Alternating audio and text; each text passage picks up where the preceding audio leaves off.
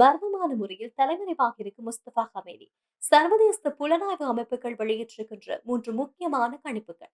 சுவிட்சர்லாந்தில் தீவிரமடைந்து வரும் நுரையீரல் பாக்டீரியா நோய் தொற்று, ஒருவர் பலி, 26 பேர் மருத்துவமனையில் அனுமதி. ஐரோப்பாவை சுட்டெரிக்கும் கடுமையான வெப்ப, 5.6 டிரில்லியன் பொருளாதார இழப்பு ஏற்படும் என்று அவசர எச்சரிக்கை. கனடா காட்டுத்தீயினால் கொதித்தெழுந்த ட்ரம்ப் கனடாவுக்கு தண்டனை வழங்கப் போவதாக அதிரடி அறிவிப்பு. வணக்கம். இன்றைய நாளுக்கான முக்கியமான சர்வதேச செய்திகளோடு மீண்டும் பெட்டகம் நிகழ்ச்சியூடாக உங்களை சந்திக்கின்றோம். ஈரானுடைய உச்சத் தலைவர் அயதுல்லா அலி ஹமேனியுடைய மறைவை தொடர்ந்து தற்போது உச்சத் தலைவராகவும் ஹமேனி அவர்களுடைய மகனாகவும் இருக்கின்ற முஸ்தபா ஹமேனி தொடர்ந்தும் பொதுமக்களுடைய பார்வைக்கு தோன்றாமல் இருப்பது சர்வதேச அரங்கில் ஒரு பெரிய விவாதத்தை ஏற்படுத்தி இருக்கின்றது. இதில் முக்கியமாக அமெரிக்கா மற்றும் இஸ்ரேலுடைய தாக்குதலுக்கு பின்னர் புதிய உச்சத் தலைவராக தெரிவு செய்யப்பட்டிருக்கின்ற முஸ்தபா ஹமேனி தொடர்ந்து பொது வழியில் வராமல் இருப்பது தொடர்பாக சர்வதேச புலனாய்வு நிறுவனங்கள் மூன்று முக்கியமான காரணங்களை சுட்டிக்காட்டியிருக்கின்றார்கள். அதில் முதலாவது காரணமாக குறிப்பிடப்படுவது அமெரிக்கா மற்றும் இஸ்ரேல் படையினுடைய தாக்குதலில் தான் அடுத்த இலக்காக இருக்கலாம் என்ற ஒரு அடிப்படையில் இவர் தெஹ்ரானில் இருக்கின்ற ஒரு ரகசிய நிலத்தடி பாதுகாப்பு அமைப்பாக இருக்கின்ற ஹிஸ்பங்கரில் அந்த வளாகத்துக்குள் இவர் பதங்கி இருக்கிறதுக்கு வாய்ப்பு இருப்பதாக கூறப்படுகின்றது. இரண்டாவது கருத்து கணிப்பாக இரண்டாவதாக கூறப்படுகின்ற இந்த புலனாய்வு கணிப்புகளின் அடிப்படையில் தாக்குதலில் இவர் படுகாயமடைந்து ஒருவேளை தீவிர சிகிச்சை பிரிவு என்பது தீவிர மருத்துவ சிகிச்சை என்பது இவருக்கு வழங்கப்பட்டிருக்கலாம் என்று கூறப்படுகிறது. ஒருவேளை இந்த கணிப்பு உண்மையாக இருக்கலாம் என்று நம்பப்படுகின்றது. இதுக்கு காரணம் முஸ்தபா ஹமேனி தந்தையினுடைய மறைவுக்கு கூட வராமல் இருந்தது. அதே போல சமீப காலங்களாக தொடர்ச்சியாக வந்து கொண்டிருக்கின்ற இந்த மருத்துவ சிகிச்சை தொடர்பான அறிக்கைகளை அவதானிக்க முடிகின்றது, செய்திகளையும் அவதானிக்க முடிகின்றது. அதில் குறிப்பாக முஸ்தபா ஹமேனியுடைய முகம் சிதைந்து விட்டதாகவும் அவர் பிளாஸ்டிக் சர்ஜரி போன்றிருக்கின்ற விடயங்களை செய்திருக்கலாம் என்று பல கணிப்புகள் செய்திகளாக வெளிவந்து கொண்டே இருப்பது இந்த கணிப்பு உண்மையாக இருப்பதற்கு வாய்ப்பு அதிகம் என்று கூறப்படுகின்றது. அடுத்தபடியாக மூன்றாவதாக சொல்லப்படுகின்ற விஷயம்தான் ஈரானுடைய புரட்சிகர காவல் படை கடுமையான பாதுகாப்பின் கீழ் ஒரு தனிமைப்படுத்தப்பட்டிருக்கின்ற ஒரு இடத்தில் இவரை வைத்திருக்கலாம் என்று மூன்றாவது கருத்து கணிப்பு கூறுகின்றது. புலனாய்வு கருத்து கணிப்பாக இது இருக்கின்றது. இதேவேளை இவருடைய தனிப்பட்ட வாழ்க்கை தொடர்பாகவும் இவருடைய உடல்நிலை குறித்தும் தொடர்ச்சியாக சமீப காலங்களாக சர்ச்சைகள் வதந்திகளாக சமூக ஊடகங்கள்ல பரவிக் கொண்டிருந்தது. ஆரம்பத்தில் சொன்னது போல இவர் அவருடைய தந்தையின் மறைவுக்கு பிறகு, மறைவை தொடர்ந்து தாக்குதலை தொடர்ந்து ஹமேனி அவர்கள் கொல்லப்பட்டதுக்கு பிறகு கிட்டத்தட்ட 100 நாட்கள் கடந்துதான் அவருடைய இறுதி கிரிகை என்பது இடம்பெற்றது. அந்த தருணத்தில் கூட முஸ்தபா ஹமேனி அங்கு வராமல் இருந்தது மிகப்பெரிய கேள்வியை சர்வதேச அரங்கில கொண்டு வந்திருந்தது. எப்படி இருந்தாலும் ஈரானுடைய அரசு சார்பாக வெளியிடுகின்ற அறிக்கைகள் மூலமாக சர்வதேசத்தினுடைய அதிகாரங்கள் பற்றியும் சர்வதேசத்தினுடைய நிலைப்பாடு பற்றியும் தொடர்ச்சியான அறிக்கைகள் வெளிவந்து கொண்டிருக்கிறது. அதே போல முஸ்தபா ஹமேனி ஈரான் தொடர்பான பல அறிக்கைகளை அவருடைய சமூக ஊடகங்கள் மூலமாகவும், அது மட்டுமில்லாமல் ஈரானுடைய முக்கியமான அரசு ஊடகங்கள் வாயிலாக அறிக்கை மூலமாக தொடர்ந்து வெளியிட்டுக் கொண்டிருக்கின்றார். சுவிட்சர்லாந்தினுடைய பெஸ்டல் நகரில் பரவி வருகின்ற லிஜியோனெஸ்ட்ரஸ் என்று சொல்லப்படுகின்ற கடுமையான நுரையீரல் நோய் தொற்றினால் இதுவரை 26 பேர் பாதிக்கப்பட்டிருப்பதாகவும் ஒருவர் பலியாகியிருப்பதாக அந்த நாட்டுடைய சுகாதாரத்துறை அதிகாரப்பூர்வமான அறிக்கையை வெளியிட்டிருக்கிறார்கள். இந்த அறிக்கையை அவதானிக்கின்ற நேரம் கடந்த 2 வாரங்களாக உறுதி செய்யப்படுகின்ற இந்த நோய் தொற்றினால் 25 பேர் மருத்துவமனையில் அனுமதிக்கப்பட்டிருக்கிறார்கள். அதில் மிக முக்கியமாக 9 பேர் அதி தீவிர சிகிச்சை பிரிவில் இப்போது வரைக்கும் சிகிச்சை பெற்று வருகின்றார்கள் என்ற விடயம் உறுதி செய்யப்பட்டிருக்கிறது.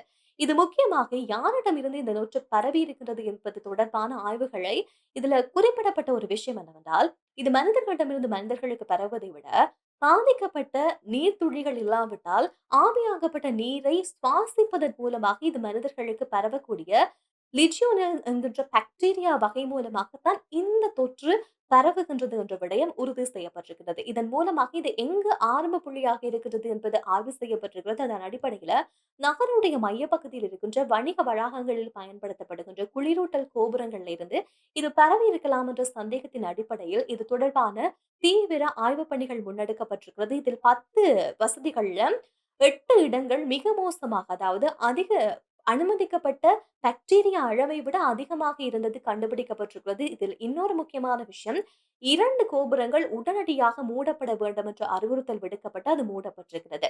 இந்த நோய் ஆரம்பத்தில் சொன்னது போல மனிதர்கள்ட்ட இருந்து மனிதர்களுக்கு நேரடியாக பரவாது. இருந்தாலும் யாருக்காவது காய்ச்சல், சளி போன்றிருக்கின்ற நிமோனியா அறிகுறிகள் தென்படுமாக இருந்தால் உடனடியாக மருத்துவ ஆலோசனையை பெற்றுக் கொள்வதற்கு சுகாதாரத்துறை பொதுமக்களுக்கு அறிவுறுத்தல் வழங்கியிருக்கிறது.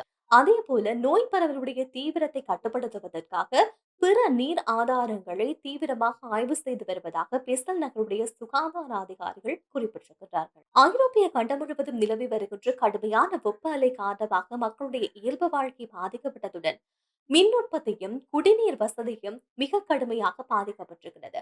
கடந்த ஜூன் மாதத்தின் மேற்கு ஐரோப்பாவுடைய சராசரி வெப்பநிலை என்பது 20.74 டிகிரி செல்சியஸாக பதிவாகி இருக்கின்றது. இது 1991 தொடக்கம் 2020ஆம் ஆண்டு சராசரியை விட 3.06 டிகிரி செல்சியஸ் அதிகமாக பதிவாகி இருக்கின்றது. அதுவும் பிராக் போன்ற நகரங்களின் இந்த வெப்பநிலை என்பது 40 டிகிரி செல்சியஸை கடந்திருக்கின்ற நிலையில் ஐரோப்பிய ஒன்றியம் கடந்த ஆண்டில் மட்டும் 10 லட்சம் ஹெக்டேர், அதாவது 25 லட்சம் ஏக்கர் நிலப்பரப்பு இந்த காட்டுத்தீயினால் எரிந்து சாம்பலாக இருக்கின்றது. இது வரலாற்றினுடைய சராசரியை விட 2 மடங்கு அதிகமானது. இந்த காட்டுத்தீ பரவலினால் காடுகள் அழிந்திருக்கின்ற சம்பவம் என்று சுட்டிக்காட்டப்பட்டிருக்கிறது. இதே நேரம் இந்த நீர்த்தேக்கங்கள் மற்றும் பிற நதிநீர் நீர்மட்டங்கள் தொடர்ச்சியாக குறைந்து வருவதன் மூலமாக அணுமின் நிலையங்களுக்கு தேவையான குளிர்விப்பதற்கான நீர் இல்லாமல் போகின்ற காரணத்தினால் மின்சார தடை என்பது தீவிரமான மின்சார தடையை சந்திக்க வேண்டிய ஒரு சூழ்நிலைக்கு இப்போது ஐரோப்பிய நாடுகள் தள்ளப்பட்டிருக்கிறது. இந்த காலநிலை மாற்றத்தால் 2050ஆம் ஆண்டுக்குள் ஐரோப்பாவினுடைய விவசாய இழப்பீடு மட்டும் 66% அதிகமாக இருக்கும் என்று ஐரோப்பாவினுடைய முதலாட்டு வங்கி கணித்து சொல்லியிருக்கிறது. அது மட்டுமல்லாமல் 1980 முதல் 2023 வரையான காலப்பகுதியில் இந்த தீவிர வானிலை காரணமாக 738 பில்லியன் யூரோ இழப்பை சந்தித்திருக்கின்றது. இதுல கடந்த 3 ஆண்டுகள்ல மட்டும் 162 பில்லியன் யூரோக்கள் இழப்பீட்டை சந்தித்திருப்பதாக சுட்டிக்காட்டப்பட்டிருக்கிறது. இது மட்டுமில்லாமல் மிக முக்கியமான ஒரு எச்சரிக்கை விடுக்கப்பட்டிருக்கிறது. காலநிலை மாற்றத்தை கட்டுப்படுத்த உடனடியாக நடவடிக்கை எடுக்காவிட்டால் 2050ஆம் ஆண்டு ஐரோப்பாவினுடைய பொருளாதாரம் என்பது 5.6 டிரில்லியன் யூரோக்கள் இழப்பை சந்திக்கும் என்று ஒரு எச்சரிக்கையை ஐரோப்பிய சுற்றுலா முகாமை கண்காணிப்பகம் தெரிவித்திருக்கிறது. இது கண்டிப்பாக அவதானம் செலுத்தப்பட வேண்டிய ஒரு விஷயம். இதுல மிக முக்கியமான விடயம் என்னவென்றால், இந்த அதிகரித்து வருகின்ற வெப்ப அலை காரணமாக முதியவர்கள் மற்றும் நோயாளிகளை மருத்துவமனையில் அனுமதித்து அவர்களுக்கு சிகிச்சை அளிக்கின்ற அளவு என்பது கணிசமான அளவு உயர்ந்து வருகின்றது. அதே நேரம் நதிநீரை பயன்படுத்துவதற்கான மட்டுப்பாடுகள் விதிக்கப்பட்டு வருகின்றது. எனவே இந்த வெப்ப அலை காரணமாக ஐரோப்பிய நாடுகள் செலவினங்களை கட்டுப்படுத்துவதற்காகவும் நீரை பாதுகாப்பதற்காகவும் இந்த காலநிலையை மீண்டும் சரி செய்வதற்கான நடவடிக்கைகளை தொடர்ச்சியாக முன்னெடுக்க ஆரம்பித்திருக்கு. கனடாவில் தீவிரமடைந்து வருகின்ற இந்த காட்டுத்தீ பரவல் மூலம் வெளிவருகின்ற நச்சுப்புகை அமெரிக்காவுடைய பல மாநிலங்களை மூடுவதாகவும் காற்று மாசடைவை ஏற்படுத்துவதனால் கனடாவுக்கு எதிராக கடுமையான தண்டனை விதிக்கப்பட போவதாக அதிரடியான அறிவிப்பு ஒன்றை அமெரிக்காவுடைய ஜனாதிபதி ட்ரம்ப் அவர்கள் கூறியிருக்கிறார். தி இண்டிபெண்டன்ட் அறிக்கையின்படி கனடா மீது என்ன தண்டனை விதிக்கப்பட போகின்றது என்று தீர்மானித்து விட்டதாகவும் வெகு விரைவில் இந்த தண்டனையை நாங்கள் அறிவிப்போம் என்ற விடயத்தை ட்ரம்ப் அவர்கள் சொல்லியிருக்கிறார். இதுக்கு அவர்கள் கூறுகின்ற காரணம், கனடா தன்னுடைய காடுகளை சரியாக பராமரிக்கவில்லை, இவர்கள் இந்த சூழ்நிலையை சரியாக கண்காணிக்காமல் விட்டதன் காரணமாக அமெரிக்காவுடைய பொருளாதாரத்துல பில்லியன் கணக்கான இழப்பீடு ஏற்பட்டதன் மூலம் இதனை ஈடு செய்வதற்கு வருகின்ற நாட்கள்ல கனடாவுடைய இறக்குமதி மீது விதிக்கப்படுகின்ற சுங்க வரியை அதிகரிக்க போவதாக ட்ரம்ப் அவர்கள் சொல்லியிருக்கின்ற விஷயம் உலக அரங்குல உற்று நோக்க வைத்திருக்கிறது. ஏனென்றால் கனடாவை பொறுத்தவரையில கனடாவுடைய காட்டுத்தீ தடுப்பு மையம் வெளியிட்டிருக்கிற தரவுகளை அவதானிக்கின்ற நேரம் 838 காட்டுத்தீ இதுவரைக்கும் ஏற்பட்டிருக்கிறது. பாரியளவான காட்டுத்தீ. இதுல 168 காட்டுத்தீ என்பது கட்டுப்படுத்த முடியாத நிலைமையை இப்போது வரைக்கும் கனடா சந்தித்து வருவதாக அந்த தரவுகளை அவதானிக்க முடிகின்றது. இதற்கிடையில் ட்ரம்பினுடைய இந்த குற்றச்சாட்டு பெரிய அளவில் விவாத பொருளாக மாறி இருக்கிறது. அதில் மிக முக்கியமான ஒரு விடயம் சொல்ல வேண்டும் என்றால், கனடாவுடைய அரசாங்க தரப்பும் காலநிலை விஞ்ஞானிகளும் சொல்கின்ற விஷயம், காட்டுத்தீ பரவல் என்பது ஒரு தலைப்பட்சமாக முடிவெடுக்கிற விடயம் கிடையாது. ஏனென்றால் இந்த காட்டுத்தீ பரவல் என்பது முழுக்க முழுக்க இந்த உலக நாடுகள் வெப்பமாவதன் காரணமாகத்தான் ஏற்படுகின்ற விஷயம். ஒரு காலநிலை மாற்றத்தினால் ஏற்படுகின்ற ஒரு விஷயத்துக்கு தனியாக ஒரு நாட்டின் மீது வரி விதிப்பதை ஏற்றுக்கொள்ள முடியாத ஒரு செயல் என்று கனடாவுடைய தரப்பும் பல விஞ்ஞானிகளும் அமெரிக்காவுடைய இந்த நடவடிக்கைக்கு எதிராக தங்களுடைய எதிர்ப்பு கருத்துக்களை முன்வைக்க ஆரம்பித்திருக்கின்றார்கள். இருந்தாலும் ட்ரம்ப் அவர்கள் வருகின்ற நாட்கள் எப்படியான நடவடிக்கை எடுக்கப் போகின்றார் என்பதை பொறுத்திருந்து பார்க்கலாம். இன்றைய நாளுக்கான முக்கியமான செய்திகளை தந்திருக்கின்றோம். நாளை நாள் செய்திகளோடு சந்திக்கலாம். அதுவரை உங்களிடமிருந்து விடைபெற்று செல்கின்றேன். நன்றி, வணக்கம்.